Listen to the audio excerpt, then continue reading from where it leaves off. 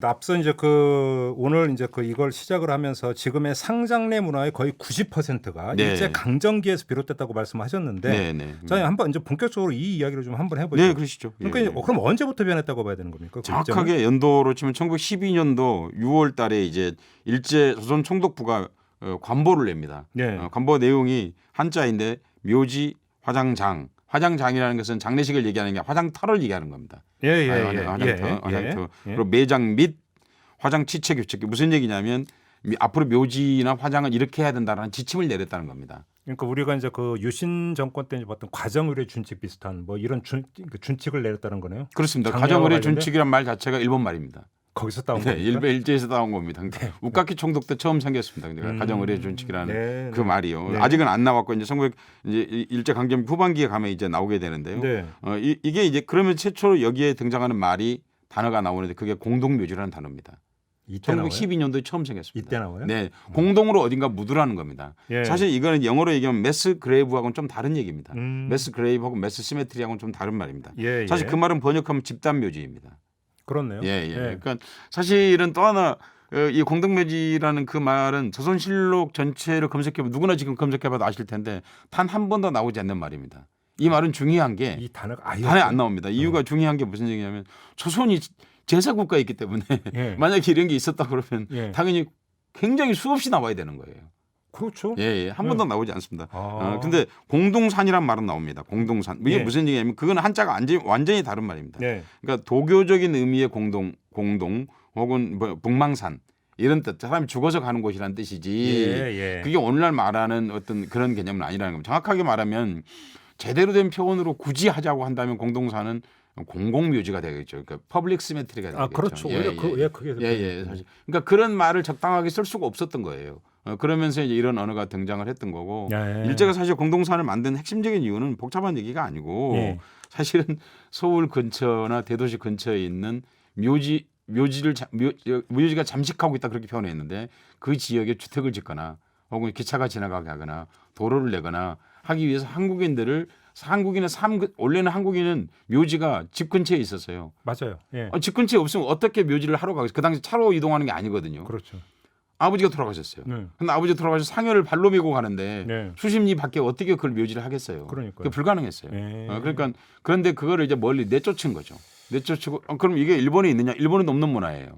이게요? 예, 한국에 공동묘지가? 요구한 거예요. 오. 한국에다가 이 요구를 한 거죠. 그래서 한국인들의 전통도 파기할 겸 네. 그리고 도심에서 그들을 쫓아내어서 토지도 수용할 겸. 토지를 수용하는 게 목적이었던 겁니다. 아. 핵심적인 목적은 일제 식민지 토지 경영 사고에서 나오게 된 게 오늘날 그래서, 우리가 알고 있는 그 공동묘지다. 토지를 수용하기 위해서 묘소를 그냥 몰아버린 거군요. 그렇습니다. 그러니까 한국인들이 거기에 강력하게 사실 저항을 했습니다. 그러게요. 예. 그럼 어떻게 됐어요? 이게 총독부에서 강제로 시행에 들어간 겁니까? 시행에 들어갔죠. 그런데 한국인들이 거기에 이제 강력하게 저항을 했죠. 그렇겠죠. 예. 더러 죽는 사람도 있었습니다. 우리 조상 묘지를 왜 네가 스님 아니를 너네가 뭔데 결정하느냐. 예. 그런 저항에 당연히 부딪혔죠. 당연히 있겠어. 예.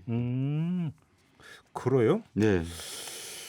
야, 그러면 진짜로 이렇게 하면서 그 기존의 그 묘가 파헤쳐져 가지고 네. 공동묘지로 그냥 다 몰아버리고. 네, 이런 오늘 일이 실제로? 대표적인 게 이제 그 이태원에 우리 이 묘지가 있었는데요. 조그만 묘지죠, 그러니까요. 이태원에? 네네. 예. 그렇죠. 우리 지금 상상이 안 되잖아요. 우리는 뭐 망우리. 네, 근데 유관순 열사가 거기 묻혀 있었던 거예요. 아, 그랬나요? 네. 근데 그 유관순 열사 묘지를 가령 대표적으로 파헤쳐 가지고 자기들이 갖다 버려버렸죠. 그래서 유관순 열사 묘지가 없는 거예요. 지금 당인리 발전소가 예. 있는 자리, 지금 발전소는 아닙니다만은 좀 합정. 예, 합정에 예. 거기도 원래 말하자면 조선시대에 조그만 묘지, 집단 묘지가 있었죠. 아, 그래요? 그것도 파헤쳐서 자기들이 화력 발전소를 만든 거죠. 이제 이해 가시잖아요. 네. 그러니까 그리고 또 하나 어디 있었냐면 아현동에 있었거든요. 네. 그 지금 우리 아현동에 묘지가 있을 거란 상상이 안 되잖아요. 네. 그 아현동에 있던 그 묘지도 파헤쳐 가지고 자기들이 거기에 이제 주택지로 개발한 거죠. 예. 이제 이해 가시잖아요. 왜 이런 법을 만들어 가지고 묘지를 서울 밖에 혹은 멀리 쫓으려 내보내려고 했는지. 네. 그러니까 제일 아쉬운 것 중 하나가 우리가 유관순 열사의 묘지가 없다는 게 얼마나 슬픈 일입니까? 네. 여기서 쓸데없는 얘기 하나만 섞으면 네. 옛날 영화의 월하의 공동묘지라고. 네, 예. 오라이 경동묘지 이것도 그런 거다. 대표적인 이렇습니다. 그러니까 원래 우리나라 사람들이 돌아가시면은 소복을 입히지 않았습니다. 아, 그래요? 그럼요. 오늘날 우리가 알고 있는 귀신은 일본 귀신입니다. 이것도 그러면 일제 잔재예요? 소급도? 그럼요. 예, 예. 그러니까 우리가 그러면 만약에 지금 우리가 복식 연구의 대부분이 무덤을 통해서 파헤쳐서 하는 거거든요. 아 그렇죠. 예. 예, 예, 예. 그럼 무덤을 파서 복식 연구를 할 필요가 없죠. 오. 다 소복인데요. 아 그렇네. 예, 그러니까 예. 그 사람들이 옛날에 사람들이 죽으면 젊은 사람이 죽으면 여성 같은 경우에는 노구의 형상을 입혔습니다. 그러니까 위에는 하고 밑에 청치마를 입혔다는 거죠. 그러니까. 그래요? 예, 예. 그렇게 해서 했는데 만약에 그렇지 않다고 하면 그 무덤을 파헤쳐서 그런 것들을 발견할 길이 없는 거죠. 그런데 이제 일제의 그 문화가 들어오면서 삼배옷 네. 같은 것도 이제 일제가 우각기 총독의 지시에 의해서 삼배옷이 최초로 한국인들이 묘지에 그걸 묻게 되는 겁니다. 아하. 그러면 네. 우리가 안동포니 뭐 이런 얘기 많이 하잖아요. 네. 그럼 이것도 그럼 과거에는 없었다는 얘기가 되는 거잖아요. 네, 당연히 없었습니다. 일제 시대 때 생긴 총독의 그러니까 강제로 그러니까 삼배옷을 입히게 했다는 조선인들은 과거에는 부자들은 사실 비단 옷을 입었습니다. 돌아가신 분이. 예. 예, 또 하나는 이제 양반들, 예. 이런 사대부 같은 사람들은 당연히 좋은 옷을 입히지 않았겠습니까? 그랬겠죠. 예, 그러니까 아까 말씀드렸는데, 그러니까 젊은 여인이 죽으면 노기홍상을 입혔다. 그러니까 연두색 조거리에 다홍색 치마를 입혔다. 그렇게 말씀을 드렸고요. 그러니까 네. 시집을 가서 얼마 안 돼서 죽었는데, 그러니까 그 사람이 오랜 동안 그렇게 예쁘게 살으라고 그렇게 했던 거죠. 예. 그리고 또 조금만 형편이 괜찮은 사람들 여성의 경우에는 홀례복을 입혔습니다. 가장 좋은 옷을 입혔다는 겁니다. 그리고 평소에 입던 옷을 입혔습니다. 평소에 이제 가장 좋아했던 옷. 네네. 예. 그러니까 우리 전통이 잘 살아 있는 게 그 황순원 선생이 쓴 소나기라는 소설입니다. 예. 그 소녀가 마지막 유언하는 게 그거지 않습니까? 죽을 땐 이 옷까지 입혀달라고. 그 소년과 같이 초등학교 졸업한 지 너무 오래돼가지고. 아 그렇군요. 맞아요, 그런 것 같아요. 예, 그러니까 소년과 소녀가 둘이 좋아하는데 비가 와서 개울물을 건널 적에 네. 소녀가 꽃을 들고 있었거든요. 네. 그래서 등에 업었어요. 네, 그러니까 맞아요. 그 등에 온 물이 자기 저고리에 물이 드는 거예요. 근데 그 소녀가 이제 그날 감기에 걸려서 죽게 되는데 그것 때문에 열병이 들어서. 예, 맞아요. 그때 그 소녀의 유언이 뭐냐면 죽을 땐 이 옷까지 묻어달라고 하는 거예요. 아, 기억났다. 네네. 예. 이게 사실 한국 전통의 상복에 가장 가까운 표현입니다. 그런데 조선 총독부는 왜 삼배옷을 그러면 강제로 온 거예요? 그러니까 이 말을 총체적으로 말씀드리면 이렇게 말씀드릴 수 있습니다. 3.1운동 이후에 이른바 일제 문화 통치의 본질이 뭐냐면요. 예. 흔히 말해서 이제 그렇게 해서 뭐 신문사를 만들게 해주고 그랬다 이렇게 말하는데 네. 그거는 사실 핵심적인 게 아니고 문화 통치의 핵심적인 골간은 두 가지인 것입니다. 하나는 한국의 전통 문화를 말살하는 것입니다. 그러니까 민족혼을 없애버린다. 그렇습니다. 예. 그리고 일본 문화를 이식하는 겁니다. 예. 두 번째 그 안에 들어있는 건 뭐냐면 단지 일본 문화를 이식하는 게 아니라 일본 문화보다 더 열등하다는 것을 한국인들 스스로 자각하게 하도록 문화적 장치를 계속해서 하는 것을 말하는 것입니다. 오. 바로 이것이 대표적인 것입니다. 한국의 삼배옷이 상장내 문화를 완전히 단절시키고 예. 그리고 한국인들이 저마다 갖고 있는 전통을 말살하고 그리고 한국인들의 시신을 그 장례식에 묻게 돼서 시신에 입히게 되는 그 옷을 비단 옷이나 노기홍상이나 혹은 사모관대 같은 그런 좋은 옷들을 안 입히게 함으로써 죽음에 스스로 열등하게 느끼도록 만들려고 하는 의도였던 것입니다. 삼배옷도 이제 그렇게 이제 해석이 된다. 네, 그 전에도 삼배옷을 입히긴 했습니다. 그런데 그들 때 표현을 뭐라고 그랬냐면 오죽하면 삼배수의를 입히랴 그랬습니다. 아, 그랬어요. 예, 삼배수의는 원래 어떤 거냐면 부모가 돌아가시면 자식이 겨울에도 삼배로 옷을 입었습니다. 무슨 얘기냐면 나는 죄인이란 뜻입니다. 겨울에 삼배옷 입으면 엄청 춥죠. 안 입은 거죠. 엄청. 예, 안 입은 거죠. 그러니까 뭐냐면 내가 죄인이기 때문에 제대로 된 면옷이나 울 같은 옷을 입을 수 없다라는 뜻으로 했던 것이지 원래 죽은 자에게 입힌 옷이 아니란 뜻입니다. 아까 이제 귀신 얘기도 했는데 상주가 입었던 옷이지. 그렇습니다. 죽은 사람한테 입히던 옷은 아니었다. 그러니까 당연히 귀신이 올하의 공덕묘지라는 그 문장 구성 자체도 일본 말이지만 구성도 그렇고 공덕묘지라는 말도 일본 말이지만 사실은 우리나라 귀신은 전통적으로는 하얀 소복 입은 귀신이 아닙니다. 그러면 일제강점기하고 광복 이후에 한국 영화들에 의해서 오늘날 같은 귀신 집단 무의식으로 형성되게 된 것입니다. 아니 이제 머리에 풀어 헤치고 하얀 소복 입고 입가에는 피가 좀 묻어 있고 그 전형적인 일본 귀신입니다. 창백한 그래. 예, 전형적인 일본 귀신이라고요. 그러니까 그런 것들이 우리 사회에 들어오게 된 거죠. 대표적으로 그러니까 1936년도에 만들었던 장화 홍련전의 흑백 사진 현재 필름이 남아 있지 않습니다. 그런데 흑백 사진을 보더라도 소복 귀신이 아닙니다.